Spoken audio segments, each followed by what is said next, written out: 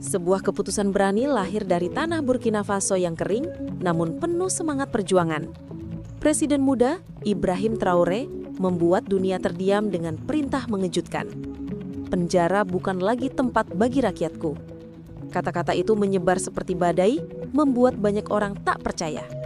Bayangkan, sebuah negara yang selama ini dikenal sebagai salah satu negeri termiskin di dunia, justru tampil dengan kebijakan yang dianggap paling revolusioner di era modern. Tidak ada lagi jeruji besi, tidak ada lagi ruang gelap tempat manusia dikurung.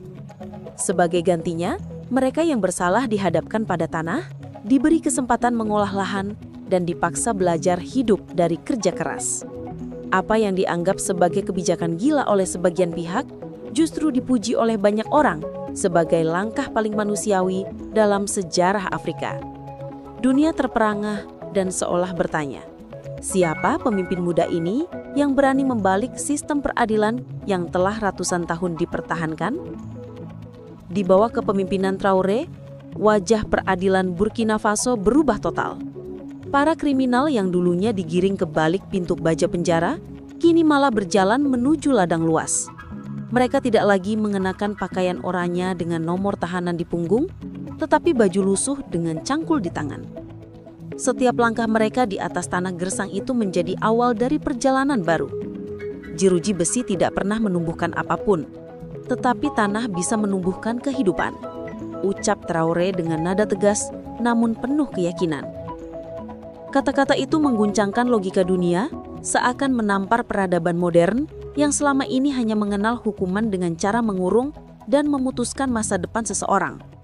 Kini para tahanan itu bukan lagi budak penjara, melainkan penjaga tanah. Mereka diberi lahan, diberi bibit, diberi kesempatan kedua untuk membuktikan bahwa bahkan orang yang pernah salah pun bisa menjadi sumber kehidupan. Pemandangan yang terjadi di ladang-ladang Burkina Faso membuat hati banyak orang luluh.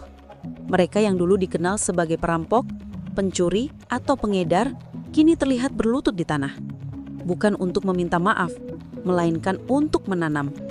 Tangan mereka yang dulu mengangkat senjata atau mencuri barang orang lain, kini menggenggam bibit jagung, padi, dan tomat. Suara yang terdengar dari mulut mereka bukan lagi sumpah serapah atau caci maki, melainkan doa-doa lirih agar benih yang ditanam bisa tumbuh subur. Banyak dari mereka menangis saat melihat tunas kecil pertama kali muncul dari tanah. Tangisan itu bukan tangisan ketakutan seperti di balik jeruji besi, melainkan tangisan haru yang lahir dari rasa syukur. Aku merasa dilahirkan kembali, kata seorang mantan perampok yang kini bekerja di sawah. Matanya berkaca-kaca sambil menunjukkan hasil tanam pertamanya. Di seluruh Burkina Faso, rakyat menyaksikan sebuah keajaiban sosial, sesuatu yang jarang sekali terjadi di dunia modern. Kriminal berubah menjadi penyambung kehidupan. Kebijakan ini sontak menjadi berita utama di berbagai media internasional. Dunia Barat, yang selama ratusan tahun menjadikan penjara sebagai simbol hukum, kini dibuat gelisah.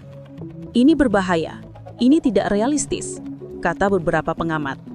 Namun di sisi lain, banyak aktivis kemanusiaan meneteskan air mata haru. Mereka melihat sesuatu yang lebih besar. Inilah harapan baru bagi dunia yang sudah lama terjebak dalam siklus hukuman tanpa akhir. Negara-negara Afrika pun mulai terinspirasi. Dari Ghana, Mali, hingga Nigeria, para pemimpin muda bertanya-tanya, apakah ini jalan baru untuk membebaskan rakyat dari rantai kolonialisme hukum Barat?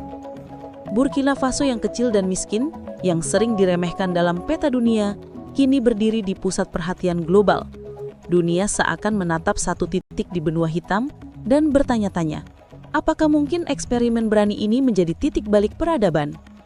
Perubahan nyata terlihat di desa-desa kecil Burkina Faso.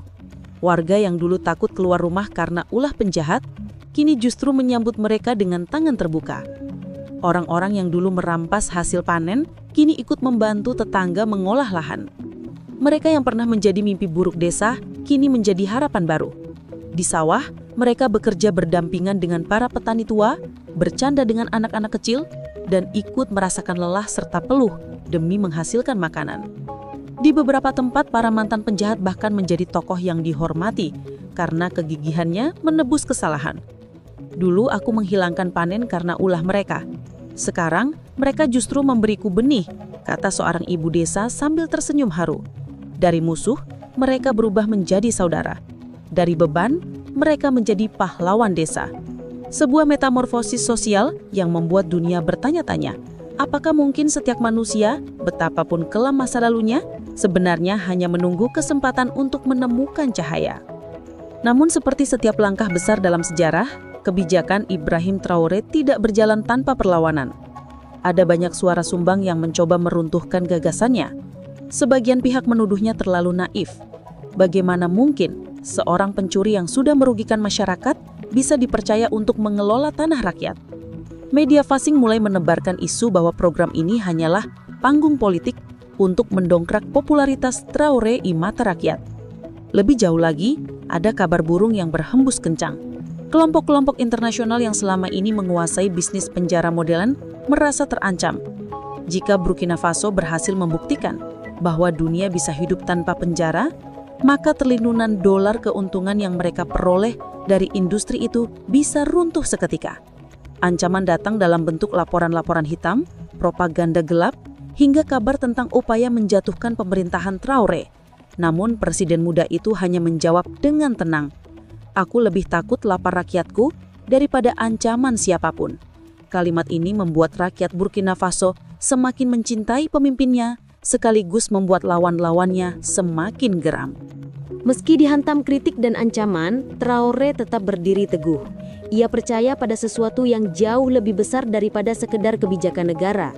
Ia percaya pada kekuatan hati manusia. Baginya, setiap orang berhak mendapatkan kesempatan kedua, bahkan ketiga untuk berubah. Tanah adalah guru yang adil, katanya. Siapapun yang mau bekerja akan diberi hasil. Siapapun yang malas akan tetap lapar. Inilah revolusi sosial yang jarang ditemukan di dunia modern. Revolusi yang tidak hanya mengubah aturan, tetapi juga mengubah hati. Mantan penjahat yang dulu hidup dari kegelapan kini menemukan arti kerja keras, rasa lelah yang jujur, dan kebahagiaan ketika melihat panen mereka memberi makan anak-anak desa. Sementara rakyat yang dulu menaruh benci, kini belajar memaafkan.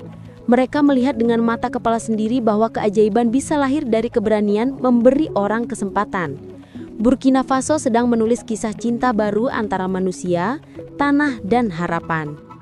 Tak butuh waktu lama, dunia pun mulai melihat hasil nyata dari kebijakan Traoré. Ratusan mantan kriminal yang dulunya dianggap sebagai sampah masyarakat, kini berhasil memanen ribuan ton bahan pangan. Gudang-gudang yang biasanya kosong, kini dipenuhi hasil bumi. Pasar-pasar tradisional yang dulu sepi kini ramai oleh sayur, buah, dan beras produksi lokal. Negara yang dulu selalu bergantung pada impor, perlahan bangkit menuju swasembada. Laporan dari lembaga internasional mulai mengakui keajaiban kecil ini. Burkina Faso, negara miskin yang selama ini terpinggirkan, kini disebut sebagai laboratorium sosial dunia. Para akademisi, aktivis hingga jurnalis dari berbagai belahan bumi datang untuk menyaksikan dengan mata kepala sendiri bagaimana sebuah bangsa mengubah penjara menjadi ladang dan bagaimana mantan penjahat berubah menjadi pahlawan pangan. Dunia terperangah dan mulai bertanya dengan serius. Apakah mungkin sistem penjara yang kita kenal selama ini hanyalah jebakan kolonial yang bisa kita tinggalkan selamanya? Semakin banyak yang penasaran dengan sosok Traoré. Bagaimana mungkin seorang pemimpin muda dalam situasi politik dan ekonomi yang begitu sulit berani mengambil resiko sebesar ini? Apa yang membuatnya yakin ketika dunia menertawakannya? Jawabannya ternyata sesederhana, tapi sekuat petir.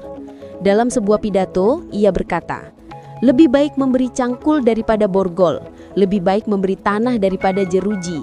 Kata-kata itu menyentuh hati banyak orang. Bagi rakyat Burkina Faso, kalimat itu menjadi semboyan hidup baru. Bagi dunia, kalimat itu menjadi tamparan keras terhadap sistem yang selama ini dianggap normal. Filosofi Traoré menyebar cepat di media sosial, dikutip oleh mahasiswa, ditulis ulang dalam mural jalanan, bahkan dijadikan slogan oleh petani di negara-negara tetangga. Dunia mulai melihat bahwa kadang perubahan besar lahir bukan dari senjata atau kekuatan militer, tetapi dari keberanian seorang pemimpin untuk berkata jujur pada rakyatnya.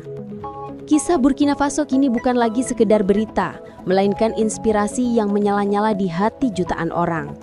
Apa yang dilakukan Ibrahim Traoré menjadi bukti bahwa hukuman tidak selalu harus mengartikan penderitaan.